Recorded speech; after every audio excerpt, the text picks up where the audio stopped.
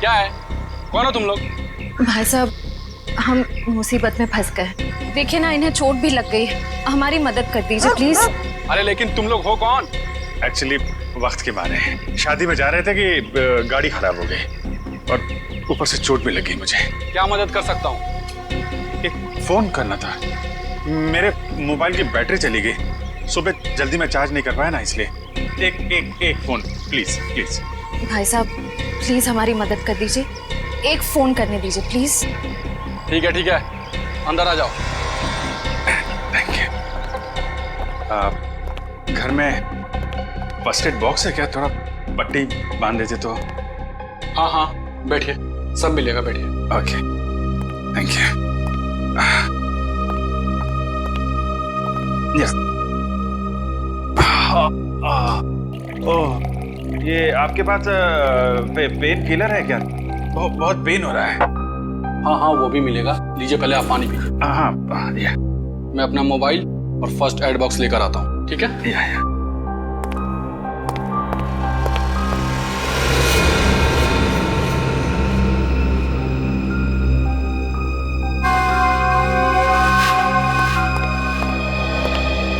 सही टाइम हो गया है।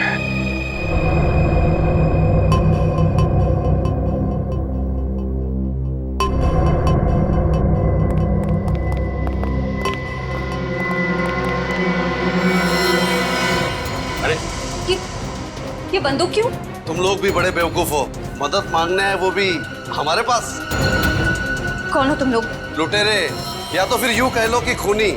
2 खून तो हम कर चुके हैं और अब 2 और करेंगे, वो भी तुम्हारा। नहीं सर, प्लीज हमें मत मारिए प्लीज। ए, चुपचाप गहने निकाल, सारे गहने निकाल। तुम बहुत गलत कर रहे हो। कौन हो तुम लोग? CID।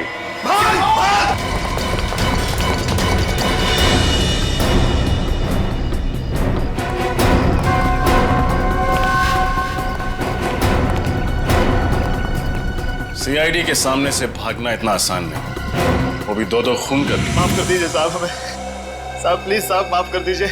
माफी के लायक तुमने काम ही नहीं किया है जो तुम्हें माफ कर दिया जाए। तुम तीनों के खिलाफ बहुत सारे सबूत है हमारे पास। लक्षिता और इंद्राणी का खून किया तुम लोगों ने। चलो, टाइम पूरा हो गया तुम्हारा, निकलो।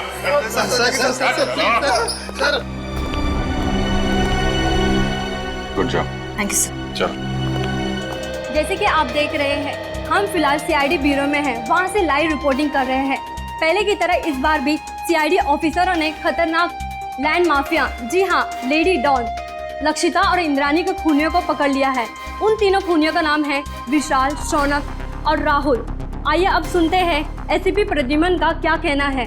लक्षिता और इंद्राणी, इन दोनों के खूनी पकड़े गए हैं और उन्होंने अपना गुनाह कबूल भी किया है। मगर आप लोगों ने इन तीनों को इतनी जल्दी पकड़ा कैसे? कभी कभी सबूत और फोरेंसिक की जांच जब सही दिशा में हो तो खूनी को पकड़ने में ज्यादा देर नहीं लगती। सर, ये तो बहुत हाई प्रोफाइल केस है। इसमें 2 माफिया डॉन्स का मर्डर हुआ है। क्या आपको किसी प्रकार का प्रेशर फेस करना पड़ा? हाँ, कभी कभी प्रेशर तो होता ही है, मगर हमने सबूत भी ऐसे इकट्ठे किए कि उन्हें हम फांसी तक पहुंचा ही देंगे। और अगले हफ्ते हम अपनी चार्जशीट फाइल करेंगे और उसके बाद ही कोर्ट की कार्रवाई शुरू होगी। ठीक है, थैंक यू वेरी मच। अब जा सकते हैं।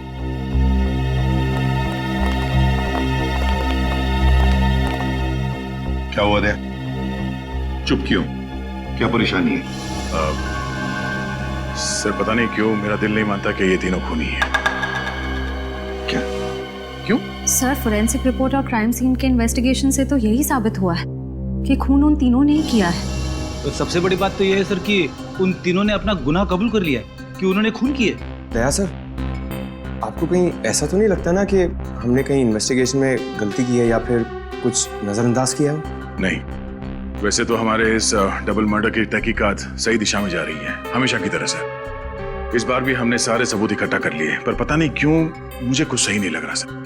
जो दिख रहा है शायद वो है नहीं, और जो है वो दिख नहीं रहा। आसान के बोल। शादी कर रहा है? क्यों जा रहा है?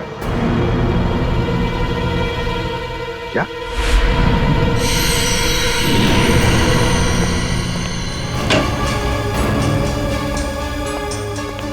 वो क्या रहा है?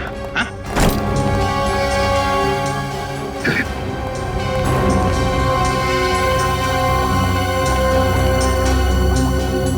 अरे डॉक्टर साहब, आखिर बात क्या है?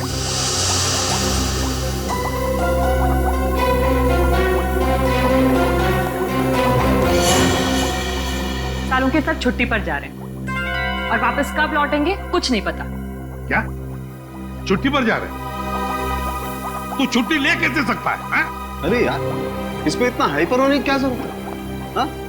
मैं छुट्टी पे जा रहा हूँ क्योंकि मेरी तबीयत ठीक नहीं है और मैं अपने घर जा रहा हूँ छुट्टियां लेकर के।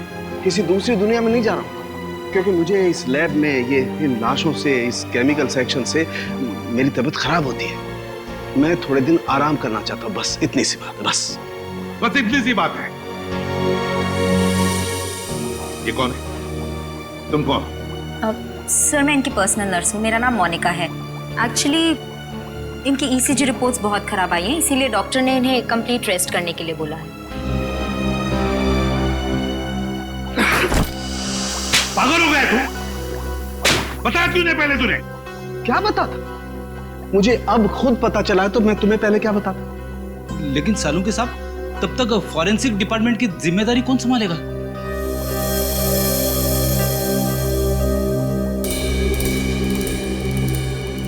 रेडी है, मुझे नहीं पता है।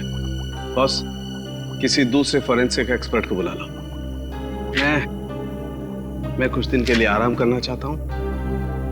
मुझसे अब कुछ नहीं हो सकता है और मुझे नहीं मालूम मैं कब वापस लौटूंगा। Thank you.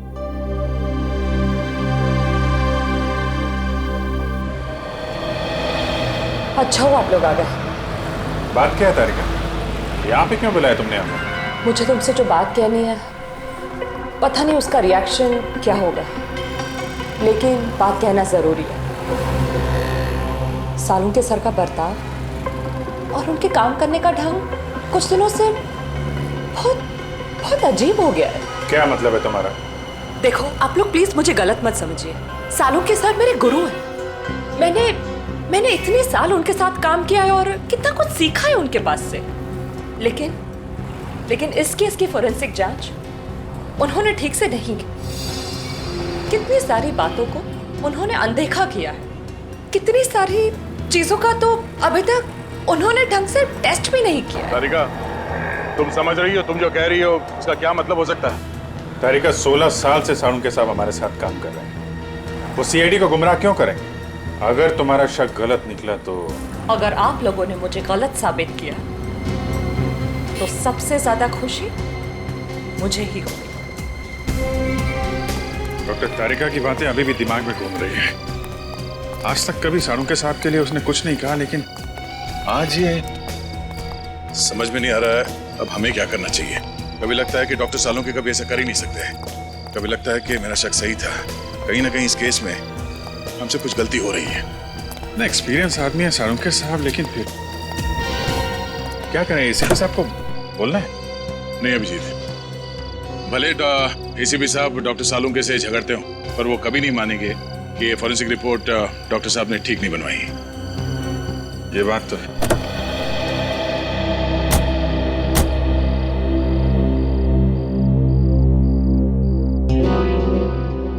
ये क्या है? मैं देख लूं।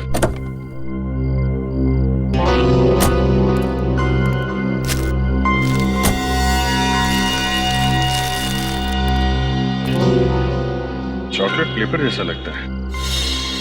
Chocolate paper? इतने प्यार से फोल्ड करके किसी ने वाइपर पे क्यों रखा?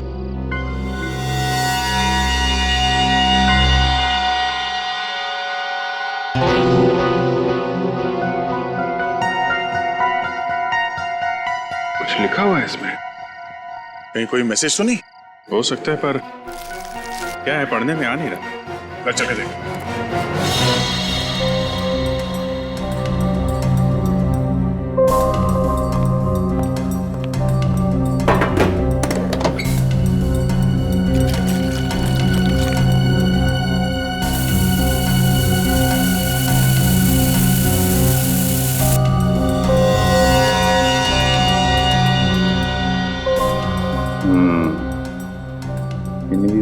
से लिखा गया था, hotel red central. Hotel red central? Lakshita और इंद्राणी की काम वाली सकू भाई ने भी होटल रेड सेंट्रल का ही नाम लिया था। लक्षिता मैडम और इंद्राणी मैडम 10 सितंबर को रेड सेंटर होटल में जाने वाले थे। होटल रेड सेंट्रल 111 10/9 111 10/9 10/9 मतलब 10 सितंबर, और 111 इस होटल का रूम नंबर हो सकता है। 10 सितंबर को लक्षिता और इंद्राणी का खून हुआ था।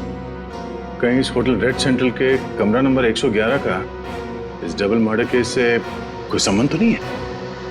हो सकता है दया, इसका पता लगाना पड़ेगा।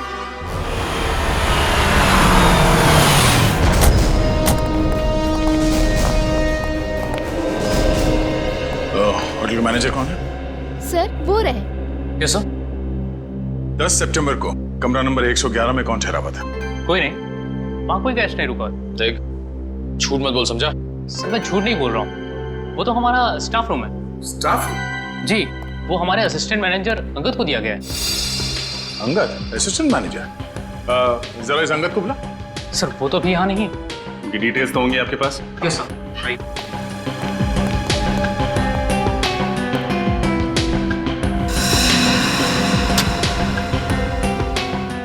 ये अंगद इस वक्त कहाँ होगा, कुछ मालूम है? नहीं सर, अंगद सर अचानक कहीं चले गए हैं। अचानक कहीं चले गए? हाँ सर, 10 तारीख को शाम को 6:30 से 7 के बीच वो रूम की चाबी लेकर बाहर निकला और आते ही बोला कि उसे मुंबई से बाहर जाना है, उसे कुछ दिनों के लिए छुट्टी चाहिए। और कहाँ गया ये बता के नहीं गया? नहीं सर, इनफैक्ट वो अपना सामान लेने अपने रूम में भी नहीं आया। और उस दिन से उनका कमरा खोला भी नहीं गया है। तो आप खोलिए, हमें कमरा नंबर 111 की तलाशी लेनी है। पूरी राहुल, विशाल और शौनक, इन तीनों के खिलाफ चार्जशीट फाइल करने से पहले सब कुछ अच्छी तरह से दोबारा चेक करो। फोरेंसिक रिपोर्ट, गवाहों के बयान और फिर उन तीनों की स्टेटमेंट भी, जिसमें उन्होंने कबूल किया कि ये खून उन्होंने किए। हाँ सर, मैंने सारे पेपर्स इकट्ठे कर लिए। देखा सर, वो दया का फोन आया था, थोड़ा लेट आ रहा है, कह रहा था कुछ जरूरी काम निपटाने उसे। अब इससे एक बात समझ में नहीं आ रही है, आज इतने सालों से हम लोग एक साथ काम कर रहे हैं, लेकिन किसी भी इन्वेस्टिगेशन में दो राय नहीं हुई। मगर इसी केस में, पर्टिकुलरली इसी केस में, पता नहीं क्यों दया को यकीन क्यों नहीं होता। सर, उसे लग रहा है कि तहकीकात में कुछ कमी रह गई है सर। क्यों ऐसे लग रहा है? सब कुछ तो ठीक ठाक है, सब कुछ ठीक ठाक है, समझ में नहीं आ रहा है क्यों? सारे ठोस सबूत है उनके खिलाफ, ठोस सबूत है उनके खिलाफ।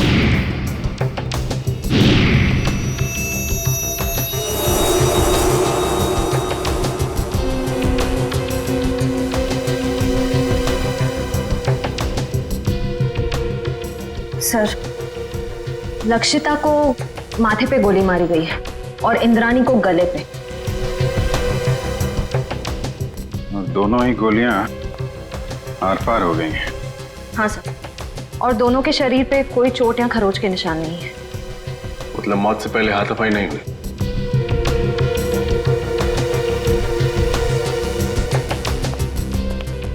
जब इन दोनों की मौत हुई तुम कहाँ थे? साहब, आगे नाके पे पान की दुकान है, मैं वही पान खाने गया था साहब। ड्यूटी छोड़कर पान की दुकान के चक्कर लगाते हो? सब मेरी गलती है साहब। मैं जब वापस लौटा तो देखा वो तीनों खूनी भाग रहे थे साहब।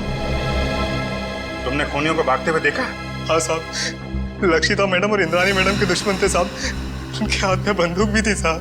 कौन है दुश्मन उनका? सर वो विशाल, शौनक और राहुल।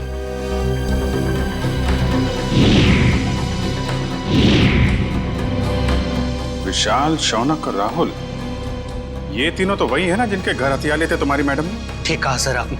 मैंने तो कई बार इंद्राणी मैडम और लक्षिता मैडम को कहा था कि प्लीज आप अपना पर्सनल बॉडीगार्ड रख लीजिए, लेकिन नहीं सर, अब प्रॉपर्टी के काम में दुश्मनी तो होगी सर।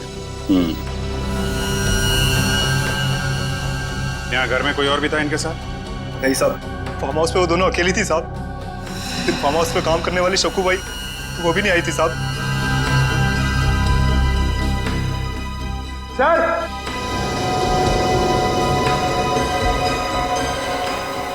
हाँ भगत। सर ये देखिए, यहाँ पे ये खून है और जूते ऐसा कोई निशान बनाया वहां पे। शायद खूनी का हो सकता है, लेकिन फिर खून यहाँ पर कैसे आया?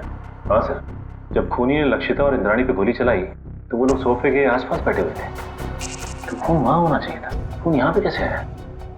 ठीक है ना, लेकिन ये भी हो सकता है कि उनको गोली मारने के बाद खूनी यहाँ से भाग रहे हो और कोई सीढ़ी पे लड़खड़ा के गिर गया, चोट लग गई और खून निकल आया।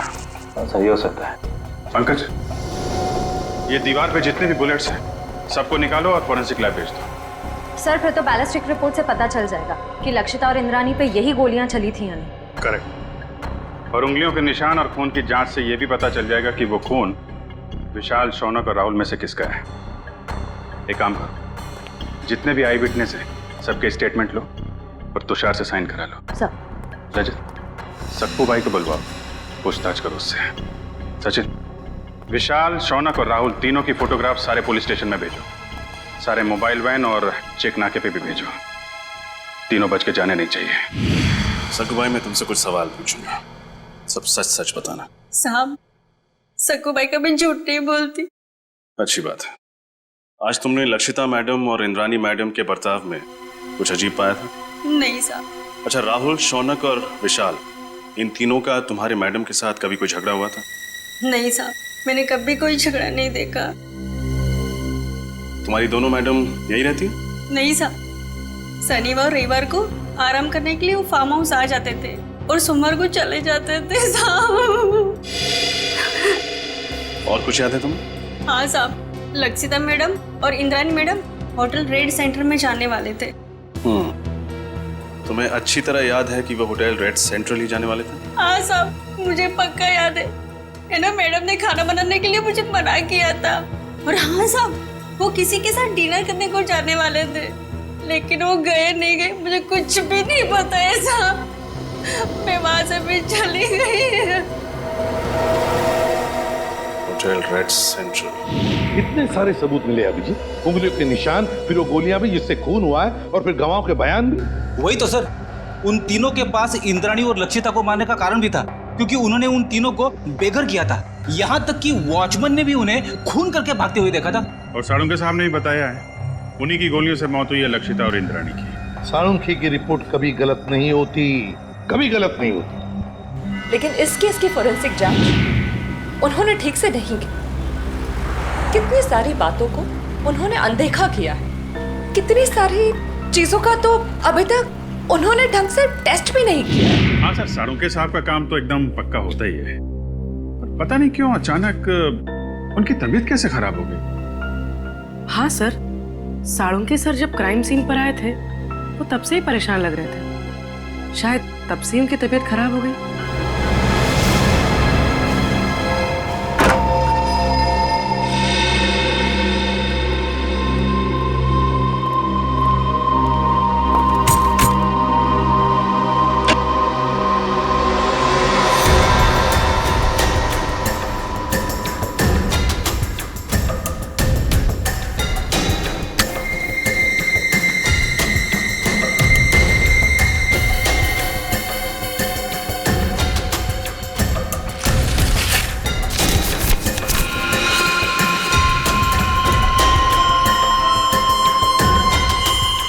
ये तो ब्लड सैंपल कलेक्ट करने की बॉटल है।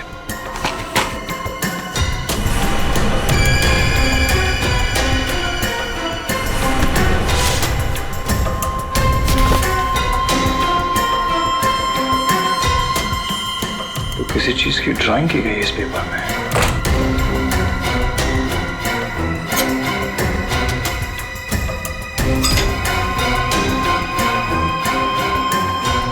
उंगलियों के निशान।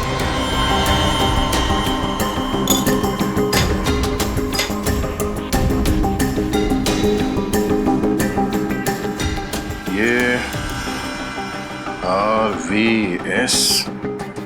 सर, ये देखिए, लगता है कोई अलग अलग आदमियों के उंगलियों के निशान बना रहा था। साहब, क्या इस कमरे में अंदर के अलावा कोई और भी है? नहीं सर, वही रहता था। यहाँ इस लाइट में ये यस RVS क्या हो सकता है सर?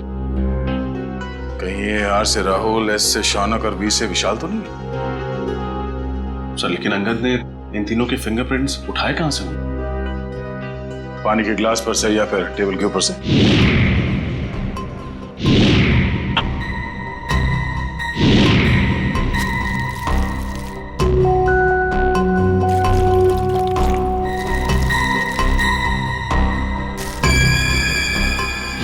सर ये देखिए सर, इस पेपर पे कुछ ड्राइंग बनाए गए हैं और ये ब्लड सैंपल की बोतल मिली है सर। तो लगता है इंद्रानी और लक्षिता के मर्डर में ये संगत का हाथ है सर। एक काम करो, ये सारे सबूत और ये ब्लड स्लाइड्स इसे डॉक्टर तारिका के पास भेज दो। हमें इस अंगद को जल्द से जल्द ढूंढना होगा। बहुत बड़ा हाथ है उसका इस केस में।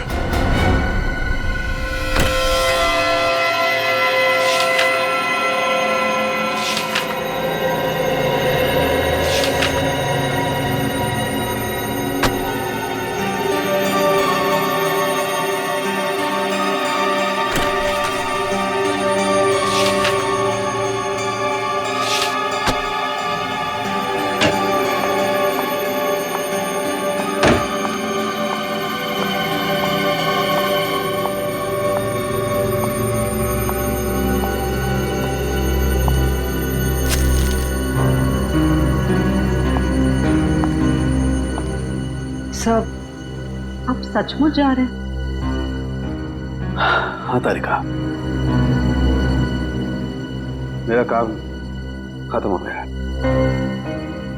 और अब ये forensic lab, chemical section, evidence room, इन सब की चाबी तुम संभालो। मैंने अपनी जरूरत के कुछ कागजात अपने साथ ले लिए। लेकिन सर आप ये पेपर्स और फाइल्स क्यों लेकर जा रहे हैं? आपकी तबीयत खराब है इसलिए आपने छुट्टी लिया ना, आराम करने के लिए? या फिर घर पे भी काम करने का इरादा है? नहीं नहीं, ऐसी बात नहीं तारिका। देखो यहाँ का काम तो तुम संभाल लोगी, लेकिन भाई अगर कभी मुझे लैब की याद आई तो इन फाइल्स को देख करके अपना मन बहला लूंगा। सर आप ऐसे क्यों बात कर रहे हैं? आप वापस लौटने वाले ना ठीक होकर? हाँ यस जरूर। एनीवे, तुम मेरी चिंता छोड़ो, यहाँ मन लगा के काम करना। देखो अब तुम्हारी जिम्मेदारी ज्यादा बढ़ गई है। अब सर अब हमें चलना चाहिए। आपके खाने का भी वक्त हो रहा है और फिर आपको दवाई भी तो देनी है ना।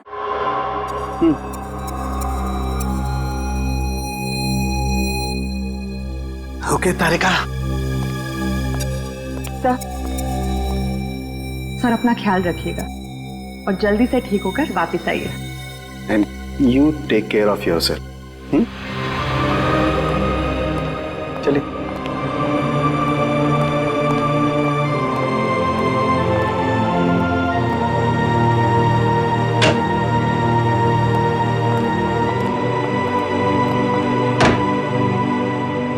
अंगद के कमरे से मिले सबूतों की जांच शुरू करनी पड़ेगी।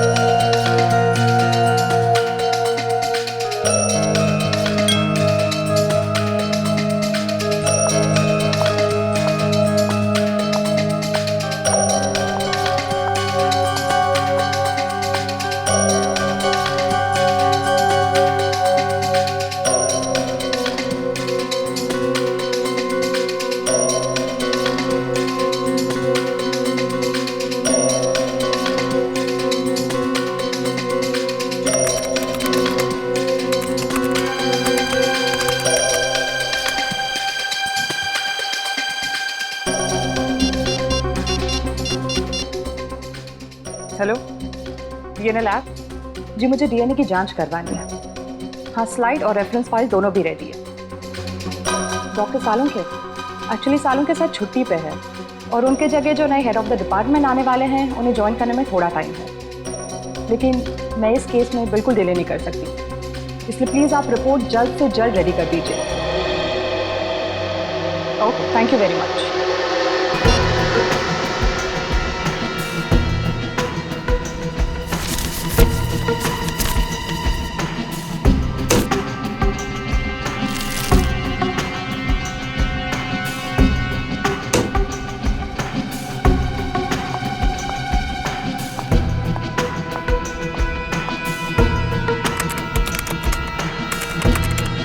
ओह गॉड,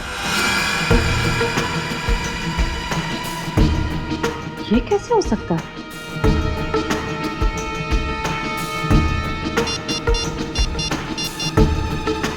हेलो,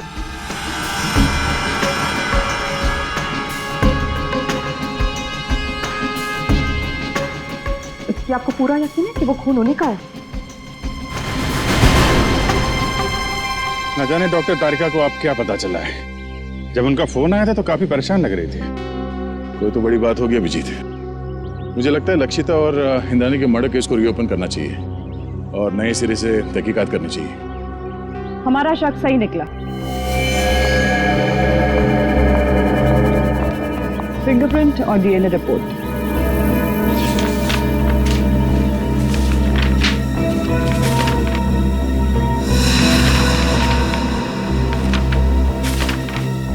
ये क्या? अंगद के कमरे से जो खून, बाल और फिंगरप्रिंट्स मिले थे तो शौनक, विशाल और राहुल से मैच हो गए।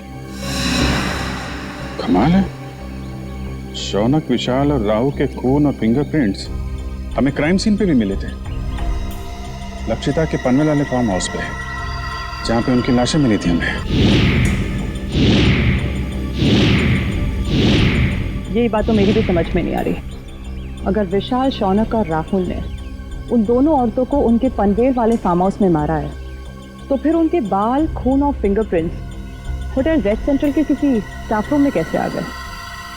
सर, राहुल, विशाल और मैं, हम तीनों हमारे गैर कानूनी सौदे के लिए होटल रेड सेंट्रल जाया करते थे। लेकिन सर, मैं कसम खा के कहता हूँ कि हम तीनों अंगद से कभी नहीं मिले।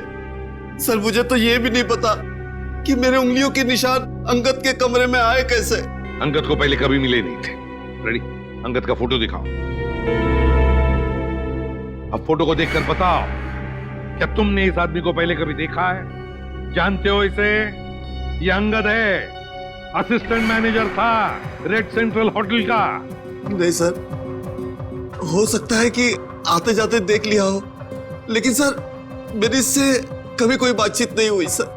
हो सकता है तुम्हारे साथी विशाल और राहुल अंगद को जानते हो? नहीं सर, मैं दावे के साथ कह सकता हूँ कि राहुल और विशाल भी अंगद के लिए अजनबी है। शौनक, इस छोटी सी बोतल में हमें तुम्हारा खून मिला था। मेरा खून? हाँ, ये भी अंगद के होटल के कमरे से मिला था हमें। तुम्हारा ये खून वहां अंगद के कमरे में कैसे आया? मुझे नहीं पता सर। क्या पिछले 8-10 दिन में तुम्हें कोई चोट लगी थी जिसके कारण बहुत ज्यादा खून बहा? नहीं सर, ऐसा तो कुछ भी नहीं हुआ। तो फिर तुम्हारा एक खून इस बोतल में कैसे आया?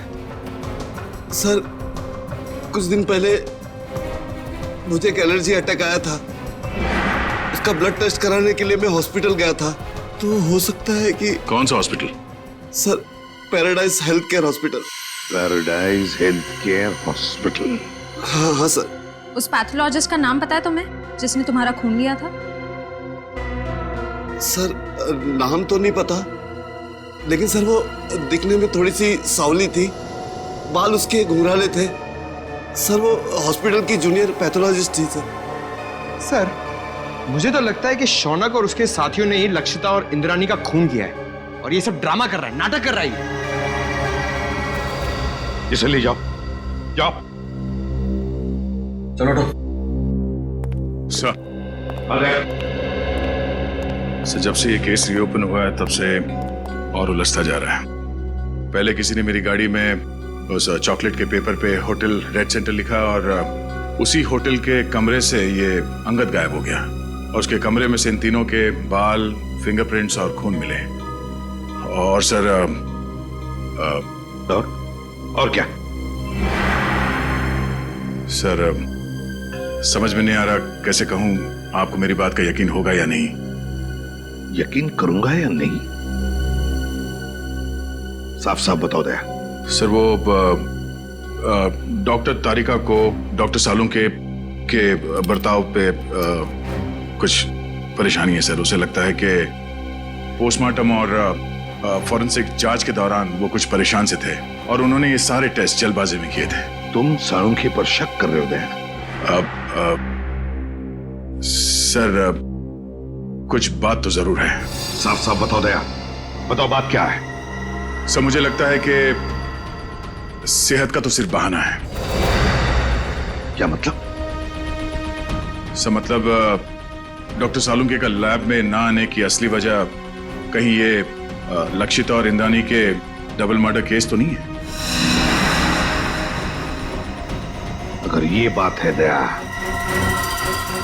तो सालुंके से मिलना पड़ेगा।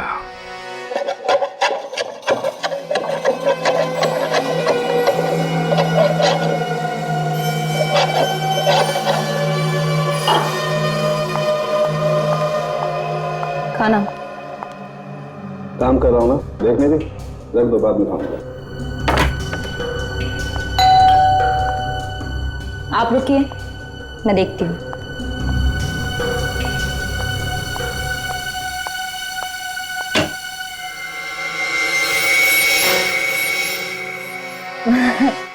सर हाँ आइए ना प्लीज।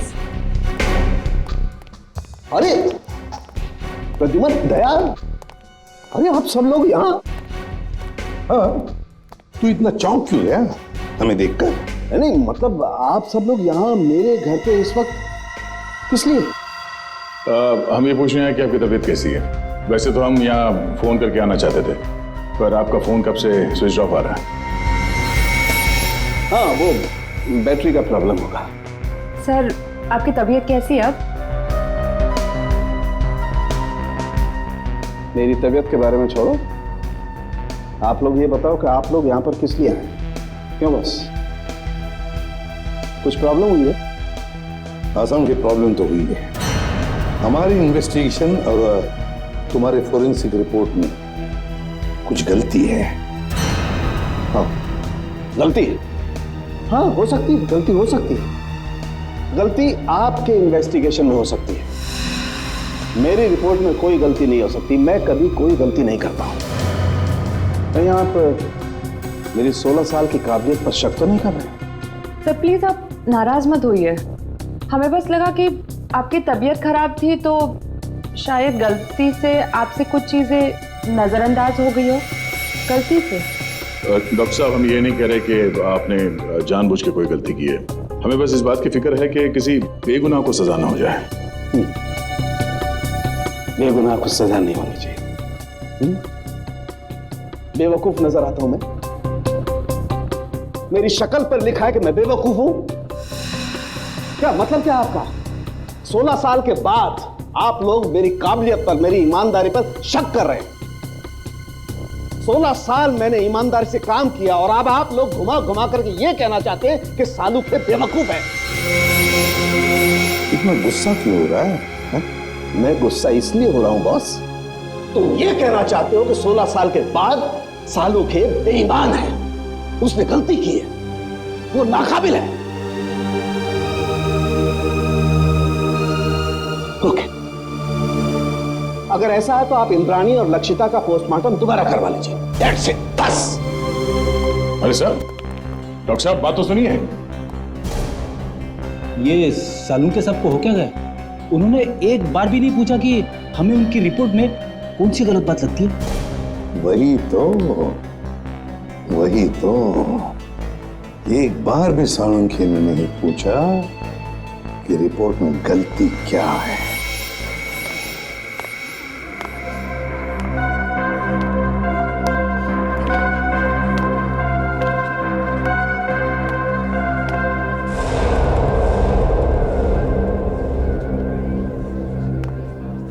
भाई साहब, हाँ ये स्लिप देखकर बताइए। हाँ आप इस डोर से अंदर चले जाइए।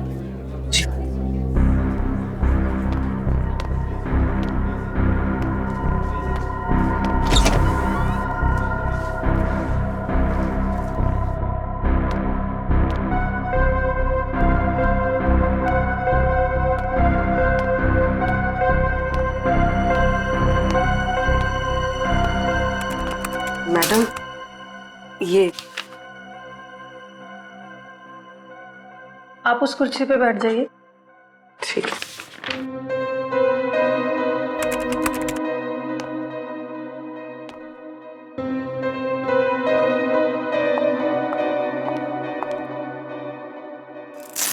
अपना हाथ दीजिए।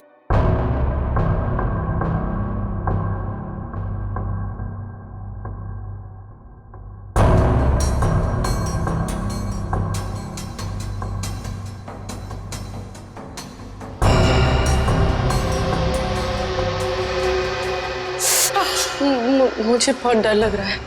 घबराइए मत, आपको कुछ नहीं होगा। दीजिए।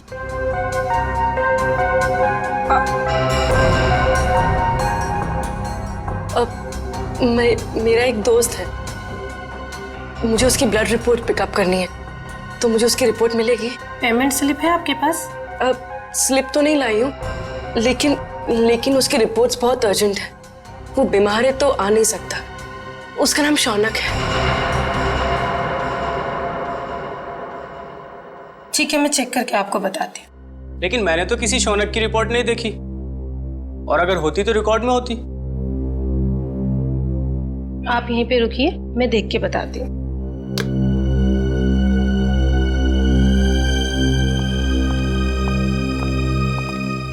एक्सक्यूज मी, आप एक एक करके आइए। ये मेरे साथ है। आपके साथ है तो आप इन्हें कहिए कि बाहर इंतजार करें। सीआईडी किसी का इंतजार नहीं करती। सीआईडी? शौनक की रिपोर्ट कहाँ है? जल्दी बताओ। मुझे नहीं पता, मैं सच कह रही हूँ, मुझे कुछ भी नहीं पता। क्या किया तुमने शौनक के ब्लड सैंपल के साथ? मैं सच कह रही हूँ, मुझे कुछ नहीं पता इस बारे में। कुछ नहीं पता? कुछ नहीं पता? मुझे कुछ नहीं पता सर, मुझे कुछ नहीं पता। मैं सच कह रही हूँ, मुझे कुछ नहीं पता। हमें पता है। ये रहा वो ब्लड सैंपल। जब तुमने शौनक का ब्लड टेस्ट किया ही नहीं, तो उसकी रिपोर्ट कहां से बनती? अब बताओ, किसके कहने पे किया है तुमने ये सब? नाम बताओगी या एक और थप्पड़ खाना है? नहीं, अंगद नाम है उसका। अंगद? हाँ, वो मेरे कॉलेज का फ्रेंड है। उसी ने मुझे ये सब करने के लिए कहा था। ये अंगद है कहाँ? मुझे कुछ नहीं पता, मैं सच कह रही हूँ, मुझे कुछ नहीं पता। अंगद ने तुम्हें बताया था कि उसे शौनक का खून किस लिए चाहिए? नहीं, लेकिन मैंने उसे फोन पे बात करते हुए सुना था। वो किसी से कह रहा था कि गाड़ी मोड़ वाली बेकरी के पास ले आओ। मैंने दोस्त समझ के उसका काम कर दिया और बिल्कुल भी सीरियसली नहीं लिया। बाद में मुझे भी शक हुआ कि वो इस खून का कुछ गलत इस्तेमाल करने वाला है। मैं सच कह रही हूँ। अंगद ने शौनक के खून का इस्तेमाल तो किया, लेकिन क्यों? तारिका, राहुल, विशाल और शौनक, ये तीनों खूनी अंगद को जानते तक नहीं थे।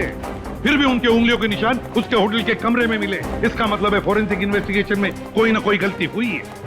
बस दोबारा पोस्टमार्टम करना पड़ेगा। आप क्या कह रहे हैं एसीपी सर? डॉक्टर सालुंखे ने तो बस गुस्से में दोबारा पोस्टमार्टम के बारे में कहा था, क्योंकि उन्हें लगा कि हम सब उन पर शक कर रहे हैं। तो शक की वजह है हमारे पास तारिका, शक की वजह है। बस पोस्टमार्टम करना पड़ेगा। लेकिन सर, डॉक्टर सालुंखे के बिना मेरा दोबारा पोस्टमार्टम करना सही होगा? तुम अकेली नहीं हो तारिका। दिल्ली ब्रांच से एक बहुत बड़े फॉरेंसिक एक्सपर्ट आ रहे हैं। जब तक डॉक्टर सालुंखे काम पर वापस नहीं आ जाते, doctor Sameer he head of department की जिम्मेदारी संभालेंगे। मैं आ गया हूँ सर। आइए आइए doctor Sameer, welcome. Thank you sir. Doctor Sameer, ये है डॉक्टर तारिका। इस केस में आपको इनके साथ ही काम करना है। Hello doctor. Hello doctor Sameer, आपके बारे में मैंने बहुत सुना है। आपको तो जीनियस कहा जाता है। नो डॉक्टर तारिका, रियल जीनियस डॉक्टर सालुंखे हैं, जिनके साथ तुम इतने सालों से काम करती आई हो। ये तो मेरी खुशनसीबी है कि उनकी जगह मैं यहाँ कुछ दिन काम करूंगा। Sir, I am little confused. मेरी समझ में नहीं आ रहा है कि ये दोबारा पोस्टमार्टम की जरूरत क्यों? डॉक्टर समीर, ये फैसला क्यों किया, ये आपको पोस्टमार्टम करने पर ही पता चलेगा। ठीक है सर, फिर मैं अपना काम आज से ही शुरू करता हूँ। प्लीज। बिकॉज दोबारा पोस्टमार्टम करना ज्यादा मुश्किल है, ज्यादा वक्त लगता है उसमें। Thank you sir. Nice meeting you. Can be doctor. Sir, Angad के कमरे में से हमें जो फटे हुए कागज के टुकड़े मिले थे, उन टुकड़ों को मैंने जोड़ दिया है। ये देखिए। ये तो एक कमरे का नक्शा है। कमरे के बीचों बीच एक सोफा है।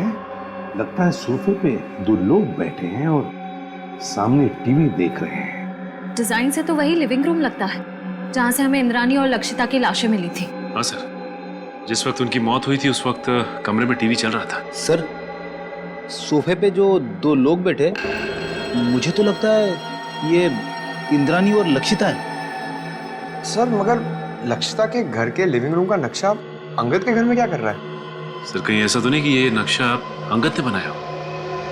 सर, लक्षिता और इंद्राणी इन दोनों का खून 9 से 11 के बीच में हुआ था सर, और ये अंगद होटल के कमरे से 7 बजे निकल गया था।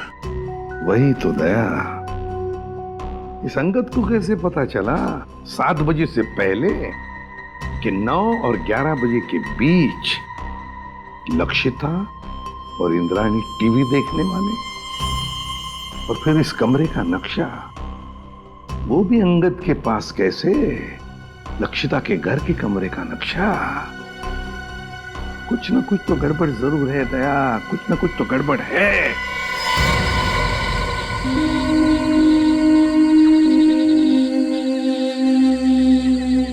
आप लोगों ने पुलिस बीट को फोन किया था? जी हाँ। क्या हुआ यहाँ पे? हम लोग यहाँ से जा रहे थे तो इस कार को इस हालत में देखा तो आपको फोन किया। आगे की सीट में एक आदमी है, शायद मर गया है।